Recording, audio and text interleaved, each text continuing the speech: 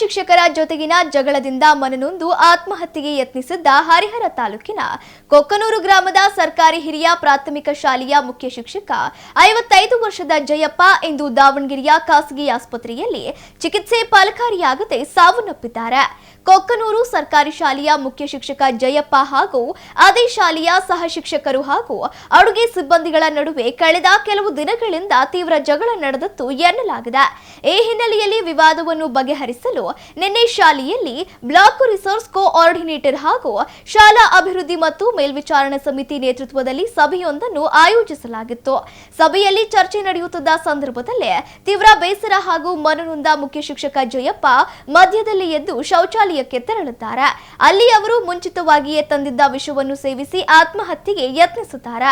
ಇದನ್ನು ಗಮನಿಸಿದ ಸ್ಥಳೀಯ ಗ್ರಾಮಸ್ಥರು ಮತ್ತು ಶಾಲಾ ಸಿಬ್ಬಂದಿ ತಕ್ಷಣವೇ ಅವರನ್ನು ದಾವಣಗೆರೆಯ ಚಿಗಟೇರಿ ಜಿಲ್ಲಾ ಆಸ್ಪತ್ರೆಗೆ ದಾಖಲಿಸಿದ್ದರು. ಬಳಿಕ ಹೆಚ್ಚಿನ ಚಿಕಿತ್ಸೆಗಾಗಿ ಕುಟುಂಬಸ್ಥರು ದಾವಣಗೆರೆಯ ಖಾಸಗಿ ಆಸ್ಪತ್ರೆಗೆ ದಾಖಲಿಸಿದ್ದಾರಾದರೂ ಚಿಕಿತ್ಸೆ ಫಲಕಾರಿಯಾಗದೆ ಇಂದು ಬೆಳಗಿನ ಜಾವ ಶಿಕ್ಷಕ ಮೃತಪಟ್ಟಿದ್ದಾರೆ. ಇನ್ನು ಘಟನೆಯಿಂದ ಜಯಪ್ಪ ಅವರ ಕುಟುಂಬಸ್ಥರ ಆಕ್ರಂದನ ಮುಗಿಲು ಮುಟ್ಟಿದೆ. ಶಾಲ್ಯಾಗ ಅವ್ರು ಟಾರ್ಚರ್ ಕೊಡೋದಕ್ಕೆ ಶಾಲ್ಯಾಗ ಕುಡ್ದಂಗೆ ಮಾಡ್ಕೊಂಡಾರ. ನಾನು ಇದ್ದಿಲ್ಲ, ಇಲ್ಲಿ ತಂದು ಹಾಕಿದಾಗ ಇಲ್ಲಿಗೆ ಬಂದ. ನಿನ್ನೆ ಕುಡ್ದಾಗ ಗೊತ್ತಾಗಿದ್ದು ಮೊಮ್ಮಗಳು ಮಾಡಲಿ ಅಪ್ಪಾಜಿ ಹಿಂಗೆ ಮಾಡ್ಕೊಂಡತಿ ಬಾರೇಜ್ ಅಂತ ಹೋಗಿ ಬಂದೆ. ಅಲ್ಲ ಪ್ರಜ್ಞೆ ಇರ್ತಿಲ್ಲಪ್ಪ. ಇಲ್ಲಪ್ಪ ಏನ್ತಿನೋ ಮಗನ ಕೇಳ್ರಪ್ಪ. ನನಗೆ ಗೊತ್ತಿಲ್ಲದ್ದು ಏನು ಹೇಳಿ ಸುಮ್ಮನೆ ಮಾತಾಡಬಾರ್ದು. ನಾಲ್ಕರಾಗ ಇಬ್ಬರು ಆದ್ರೆ ಇಬ್ರು ಅದ. ಶಾಲ್ಯಾಗ ಟಾರ್ಚರ್ ಅಂದ್ರೆ ಅಡುಗೆಯವ್ರದ್ದು ಟಾರ್ಚರ್, ನ್ಯೂಸ್ಗಳದು ಟಾರ್ಚರ್. ಅವರು ನಿಯತ್ತಾಗಿ ದುಡಿದ್ರಲ್ಲ, ಅದಕ್ಕೆ ಇವನು ಮೊದಲು ಇವ್ರನ್ನ ಕಳಿಸ್ಬಿಡೋಣ ಮನೆಗೆ ಅಂತ. ಮನೆಗೆ ಕಳ್ಸೋಕು, ಮ್ಯಾಕ್ ಕಳ್ಸೋಕು.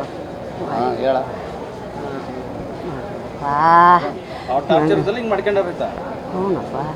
ಎಷ್ಟು ದಿನ ಆಯ್ತಮ್ಮ ಸ್ಕೂಲ್ಗೆ ಹೋಗಿಲ್ಲ?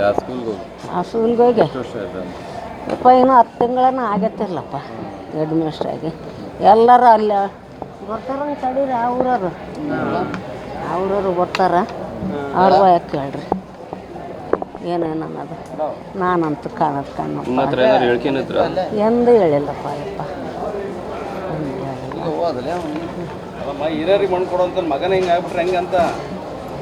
ನೋಡ್ರಪ್ಪ ಯಪ್ಪ, ನನಗೆ ಮಣ್ಣು ಕೊಡೋದು ಬಿಟ್ಟು ಅವ್ರಿಗೆ ನಾನು ಈ ಪಾಪದ ಕೈಲಿ ಮಣ್ಣು ಕೊಡೋಕ್ಕಲ್ರು.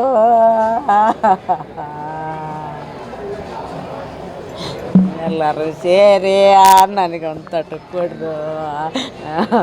ಪುಣ್ಯ ಬರ್ತದ್ರಪ್ಪ, ಕೊಟ್ಟು ಪುಣ್ಯ ಬರ್ತದೆ ನಿನಗೆ.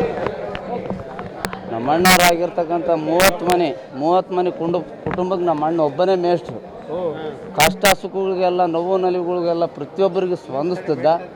ಆತನ ಮನಸ್ಸಿಗೆ ಏನು ತಿಳ್ಕೊಂಡು ಆತ್ಮಹತ್ಯೆ ಮಾಡ್ಕೊಂಡಿದ್ದಾನ ಆತ.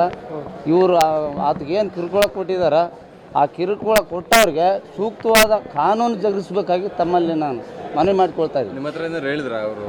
ಇಲ್ಲ, ಗೊತ್ತಾಯ್ತು ಬೆಳಿಗ್ಗೆ ಅವ್ರು ಪಾಯ್ಸನ್ ತಗೊಂಡಾರ.